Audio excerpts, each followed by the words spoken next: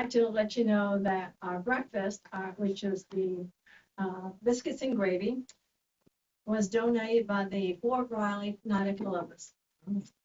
So I want to recognize them for providing that for us. And the only other thing I have is a reminder about the fourth quarter convention, which will be at Wichita, and it is Saturday for this one. Okay. I don't have anything else. Farrell, would you like to introduce? We want to remind people that the fundraiser is Monday, August the 18th. JC Barbecue and Grill. We'll be sending out messages to all the organizations that we sponsor and other folks. If you could do the same on your Facebook page or whatever other social media you use, it goes from 11 until close, 10% of all the purchases made. And encourage you, if you put out something, say we accept donations. That's where we make up some of the lack of purchases. The Sylvester is going to help from 11 to 1. I will be there to help him. And then 5 to 6, 6 to 7, 7 to 8. I was going to sign Jerry or Dina to those 2 blocks, and then Chris and I will cover 7 to 8. Bring your families, your friends, your neighbors, even people you don't like. All right, that's. There was one of the. Oh, and we are on for September the 13th for the fundraiser at the American Legion. Report time will probably be 6 o'clock for some. We'll stagger that the time. It actually goes from 7 until 10. The Legion will take care of almost everything. We will help publicize. We need workers to be there to take cash money and payments for the tickets. They will ask us to sell tickets. It's not a requirement. That's the only way we really make money is selling tickets. Right. We'll make money in the door. Right. Or okay, those are people that attend. The key to success in this is selling tickets to people that don't show up, and that's kind of what they're counting on. So you're getting $10 cash donations from people. So that's going to be the difference between doing okay and doing great. Is hoping people don't show up after purchasing. Okay, that's all I have. Okay. We'll hit the streets like some Girl Scouts. We'll leave you. There you go. All right. Ellie has been here before. Some of you don't know her, however, I'm sure. Very few of you probably don't know her. Ellie's going to tell a little bit about herself, her background, how she got into what she's doing. She's the director of the C.L. Hoover Opera House, and thank you for coming. Whatever you're comfortable. I'll stand. I typically like to stand. Okay, that's fine. Yes, I'm old-fashioned. Thank you guys for having me today. Like Dr. Miller said, I still can't call him Farrell. I call him Dr. Miller.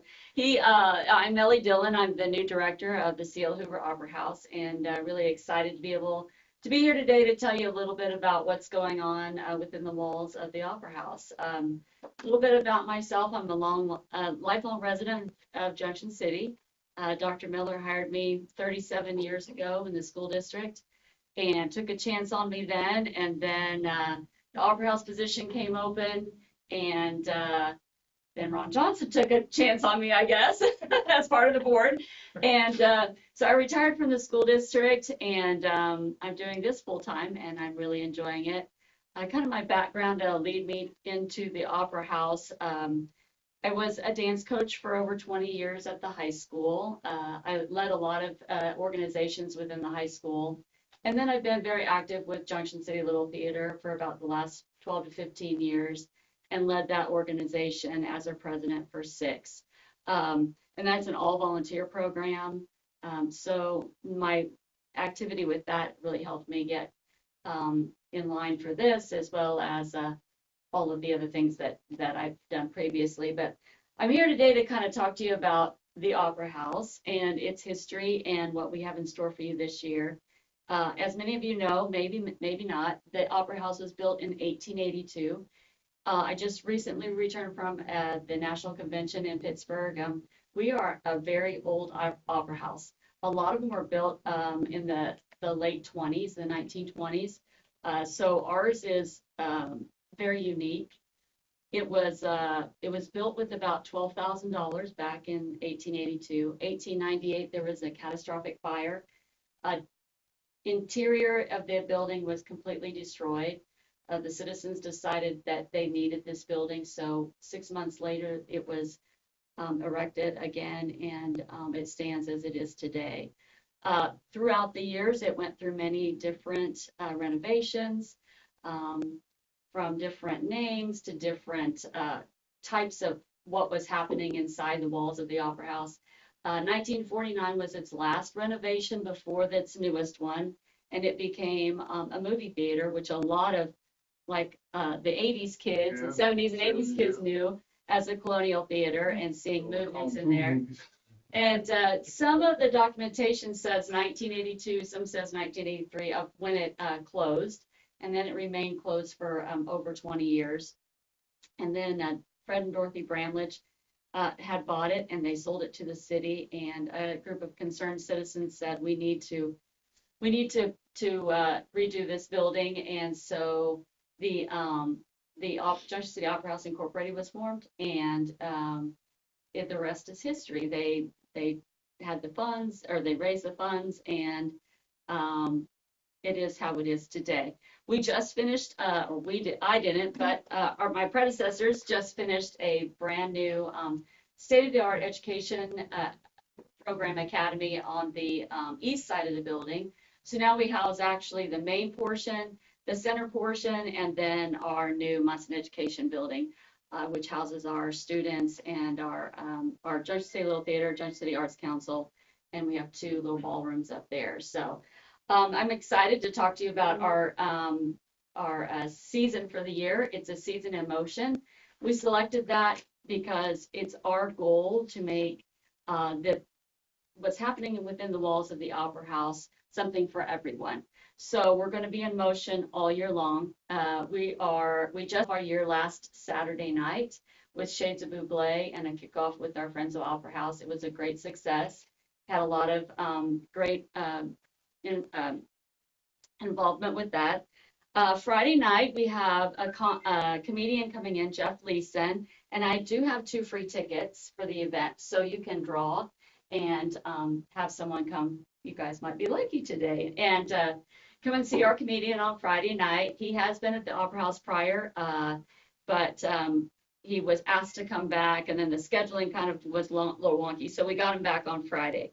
We have some family fun in October with the Dinosaur Expedition. It will go along with Oktoberfest and dinosaurs. It'll work. In November, we have a local country band that will take the stage, the Lazy Wayne Band.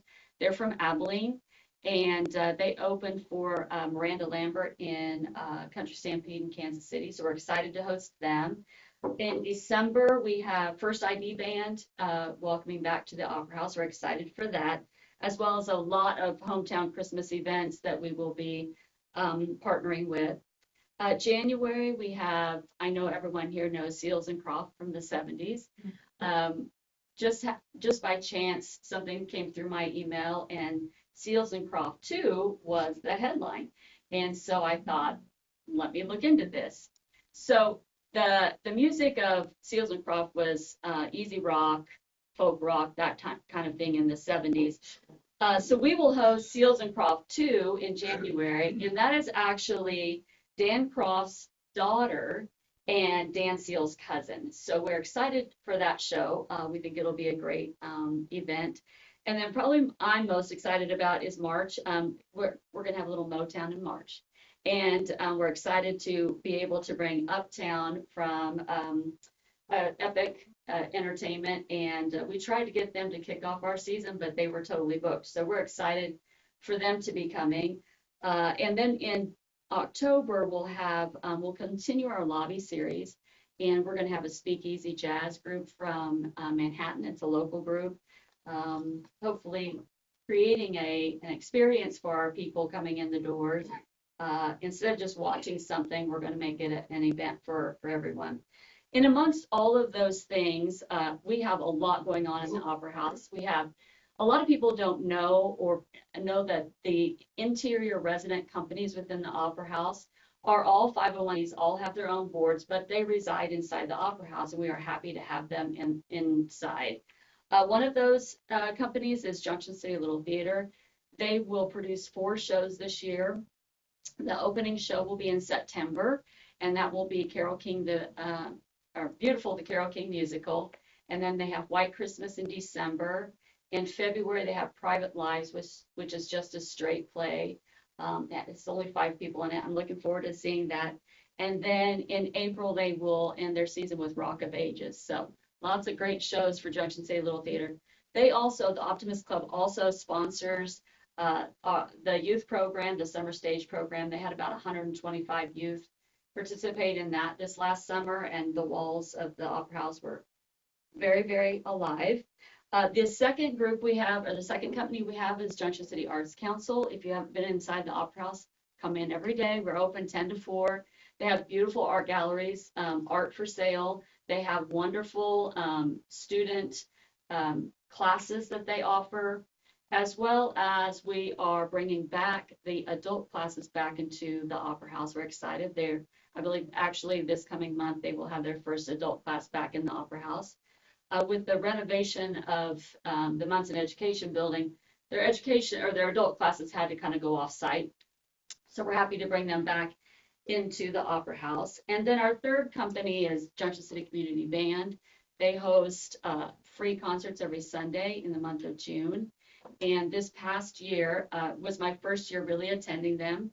And the amount of people from the first one to the last grew. I thought the first one was a lot, and it had a little over 140 people there. But by the end of June, they had over 250 people in attendance. So they're doing some wonderful things, all volunteer. And the community members that are playing in those community bands are from Junction City, Manhattan, Abilene, First ID band members from Fort Riley. So we're very lucky to have that community event, and they're all free. So it's wonderful entertainment to come and see the musicians. And then the other event that we have happening in the Opera House, which a lot of people don't know unless you have little children, the Opera House offers a Theater Arts Academy, which we will be kicking off in September. Our open house is this coming Sunday and next Sunday to get your students signed up. We're excited. We have a new staff.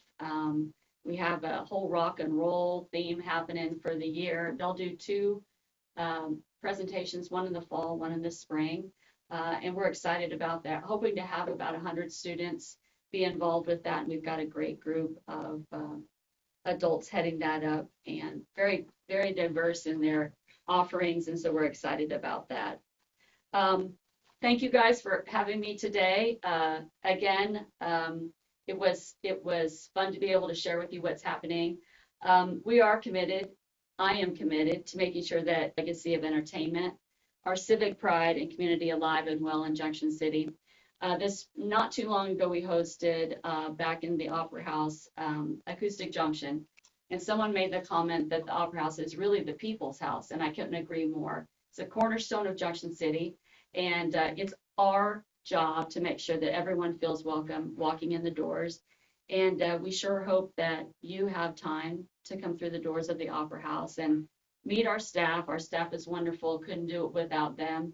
And couldn't do it without the support of our city and our county and all the private donations and grants that we are able to obtain. So if you guys have any questions, I would be happy to answer questions. No. The seating capacity. Seating capacity is about 420. Originally, when it was first opened, it was in 1882. It was charted to be about 1,000 seats, but due to money, it was back down to about 800. And then after the fire, it was kind of reconfigured a little bit, and so it's still, even back then, it was about 800. And then when it was redone in 2008. It was around 500, but since there's been some renovations and some chairs taken out, and about 420 is what we can hold. So, okay. acoustically, it's a wonderful venue, and it has so much history in it. If you ever have class reunions, please call. We'd love to take you through, because I had someone just walk in the other day and they said, the last time I was in this building was when I brought my bottle caps to see a movie. Yeah. And a lot of people don't even understand what that means, but actually I was at a national convention, and I said to had some networking going on, and I said, well, in our community, we used to have bottle top movies, and they said, what in the heck is that? So I told them, and they said, you need to capitalize on that. And I said, we intend to. So we're going to have an old movie, and you can bring your bottle tops. I'm not sure where you can get your bottle tops anymore, but maybe Beer bottles in the bottom. maybe, yeah. Or even, partnering with, I know that Ronald McDonald House does the pop tabs, maybe partnering with that and having some kids bring in that. But we thought, what a great opportunity to be able to, relive some history. And, but it was, and actually that's the second person that had come in and said, the last time I was in here, I brought my bottle tops and watched a movie. So lots of history, and that's what we hope to continue to have, but still move forward in the year 2025. Yeah, I can, when you said the tops, I can remember I grew up in the 70s, James, James, I used to remember that. yeah, I used to go every Saturday to the movies because, Kung Fu or something else like that. I mean, it was a nice, it was You're not sure what like nice back then. shown there? Huh? A residential historian, I was at. Yeah. Yeah. Because I saw E.T. there, so it would have been after June of '82. Yeah, see, and my last movie was Friday the 13th, Part 3 in 3D, and I sat on the right side of the theater. I could probably tell you what scene it was, too. So, Yeah, okay, it's so, based on childhood memories. and if you come into Opera House, just to the right in the lobby area, or in the foyer area, I unearthed 2 of the seats from the 80s. And I cleaned those up and brought a couple of the letters from the Colonial down there, so you can kind of see the old seats. And it's just kind of a nod to history. Relive a little childhood there, so. Where was this at? In the basement. In the basement? Mhm. And then there's, the old Colonial ladies, and those are downstairs too. I just haven't locked those up, yeah, so. But we sure hope you can spend some time with us at the Hoover, and we'd love to have you, so. What's been your greatest challenge in your transition? Just learning the business world versus the education world. I would say it's 2 totally different vibes. The education world was in my particular position, it was very demanding, very on the spot. This is what I need, that type of a thing. And the business world is pretty laid back for the most part. And so that's been probably the hardest transition. I've had, a great time, and I love walking into the building, and I call her a she. I don't know why, but she's grand, and you can't help but bask in her beauty. She is really a beautiful building. So yes. I don't have a question. I just want to praise the diversity of your program. You got country, you got rock band, you got R&B with Motown, you got jazz. That covers the entire spectrum. And, Although we don't have rap. We don't have rap. And honestly, Daniel Bryan's working on that. honestly, He just yeah. had a gig going with a big band in Kansas City. Bobby used to rap, so. Yeah. Uh, It's a jazz rap band or something. Fusion, Yeah. yeah. And they sell out up there. They do. Yeah. So little Danny O'Brien's working to bring that to the Opera House. Yeah. And apparently it is. Yeah. The rap stuff that's really good is the religious rap. Yeah. Yeah, it's really, really good. That's a great idea. We supported, this year, we have in the past always supported a Freedom Fest and allowing their entertainers or their acts to come in and access the stage for a warm up, or the dressing rooms, or the green room. This year we had Juneteenth had kind of a very big artist come in and asked if they could use the green room. And of course we opened it up. They were so gracious, such a kind man, and just wonderful individuals. And so we were excited to be able to open up the doors for that event as well. And I think it's important to keep the whole perspective of our community, in line with who we are. And it's important to be able to have that Yeah. diversity. The diversity thing is great. I just wanted to And say. the next key is attendance. which Next key is attendance, yeah, Attendance. yeah. We recently went to a show and there, not sure how many people came to the Shades of Buble, but it's kind of like Rayford Stadium. You can have 100 people and it looks like nobody showed You're up. right, You can have 300 and it looks like a packed house, yeah, which is kind of fun, but the key is bringing people. Right.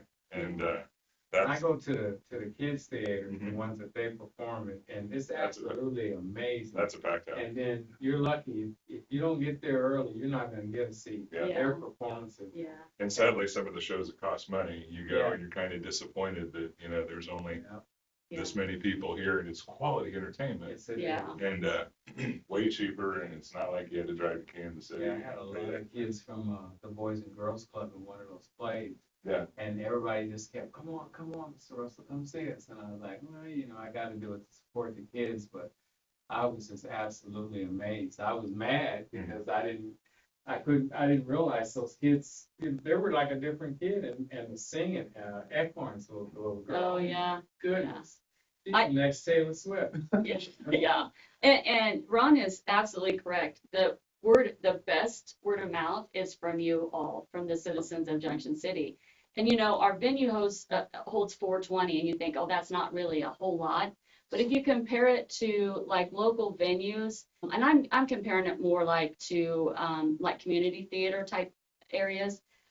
If we would be like the MAC or the Columbian in Wamego or Great Plains in Abilene, or even the Steeple's a little bit bigger than we are, but Theater Salina, their venues are smaller. And so when you have 120 people, it feels really packed, but you put 130 people in the Opera House and it feels like you're not getting very many people in there, but at the same time, that's a good number. And, even though it's weird to say, we're still trying to come back from COVID.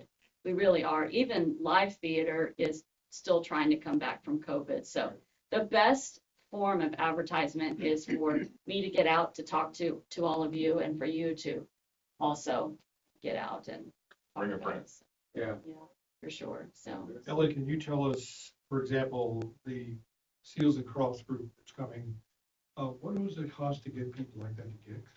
So that's a really good question. Acts can be anywhere from 2,500 to 15,000. What I have kind of set as our goal is to keep everything about 7,000 or below. So you've got to find sponsors. You rely a little bit on ticket sales, but you have to also find those sponsors to be able to come in. So I think Seals and Crofts is about 7,000. Yeah.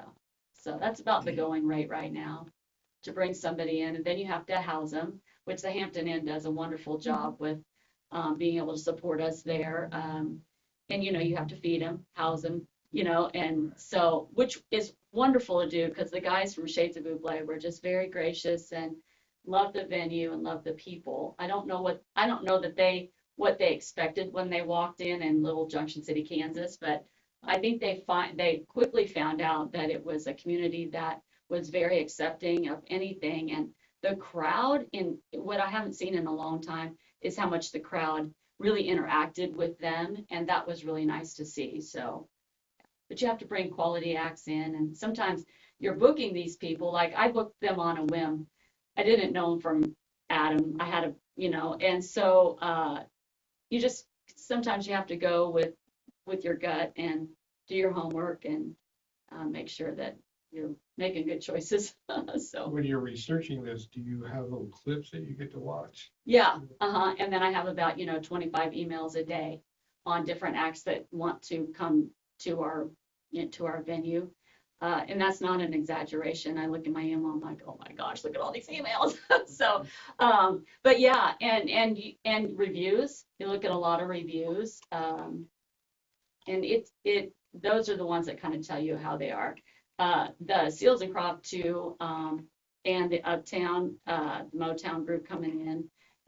The Uptown group, very much like Seals and Crofts, it has a roster of performers. So you really don't know who you're going to get when they come, but they all know the material and are able to perform with any of the roster individuals. So Seals and Croft, if you can go, they have a Facebook and they're on YouTube. They really are really quite wonderful. I'm excited to bring them in. So yeah, and Uptown also.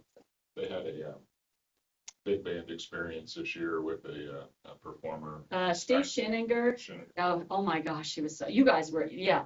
He was wonderful and he was an entertainer and, you know, we kind of got him in just to get somebody in because we didn't have anything on the books and I'm going to bring him back because he was a performer. He was wonderful and the band that Danny helped assemble was nothing short of awesome. Met at like 3 that afternoon. Yeah. You would have Yeah. guessed that it was. Yeah. Yeah. Yeah. It was very good. It was very good. So excited for the year to come and hope to see you guys in the Opera House. If you want to usher, you do get to see the shows free. So get a hold of me and we'll put you on the list. And I know you've ushered before, haven't you? Yeah. Yes. You know, watch the venues of like Wichita and Kansas City when they get major acts and stuff, especially when they're new acts, because the music industry requires that they do so many free things. And if it's easy for them, you know, I'll just use Taylor as an example. If she's in Kansas City and she's a new artist and she's required to do a free performance, so many free performances across the country. Oh. And all you have to do is pay for their transportation. And, you know, you never know, you just might get lucky. You know, just keeping your eye on the menu. Well, someone keeps harping that I need to bring Kevin Hart in for a comedian. And I said, well, I'm going to need a lot of money and a little bit of luck. Yeah. So, but anyway. How many weeks before the event do you send out the sign-up genius for ushering and helping out? We have been in the past, before I arrived, they were sent out a long ways in advance. And then I think they were seeing a little bit of where people were forgetting to show up. So we've been kind of going on the side of about 2 to 3 weeks. Most of my staff is new, and so we're also learning as we are going. So if you ever have any suggestions, we're open to suggestions. We are gonna shift to 45 minutes before a show instead of an hour. So Thank you. yeah, I've talked to several people. So yeah, always open for suggestions and ideas, and doors are always open. Any other questions for Ellie? Talked a long time. All right. Thank you. You said you had complimentary tickets or something? I do, right here. 2 of them for a Friday night show. Okay. So, I'm gonna go ahead and have her pick out 2 for the tickets, and I'll put them back in, and that would be for the Dodge, okay? So I'll try not to. the last 3 numbers, Okay. 2 of those. Oh, 2 of them. Okay. Yeah, 1 for each of you. Okay. All right. So the last 3 numbers, 055 and 052. 05052. You good? I got it. Yeah. I'll put I this back am in. out of town this weekend. Would somebody like to? Is that when, this weekend? Yeah, it's Friday. Yeah, it's Friday night. 052? Yep, there you go. Bobby Sylvester. I won't be able to. I don't know yet. Okay, Okay. there you go. Just bring that in And the and, comedians are all family friendly, so they're. yes, they are. Yeah. We'll have to have parental advisory when we get Kevin. And this is for. Maybe you'll see our YouTube video and want to come to Junction City. 058. Wait, Okay, that's for our scholarship. All right, thank you. Next week, our guest speaker will be the principal of Spring Valley Elementary, Abby Allen. Tell us about what it's like to start a school year as an elementary principal. Okay, and we're gonna go ahead. I think that's all we have. And we will deliver the birthday card to Don on Friday, because that is his birthday. All right? Come on Monday night for the fundraiser, Yes, or noon Noon, for lunch. yeah. 11:01. For lunch. Invite your friends to come and have their meals over at JC Barbecue. They'll support us that way. All right, thank you so much.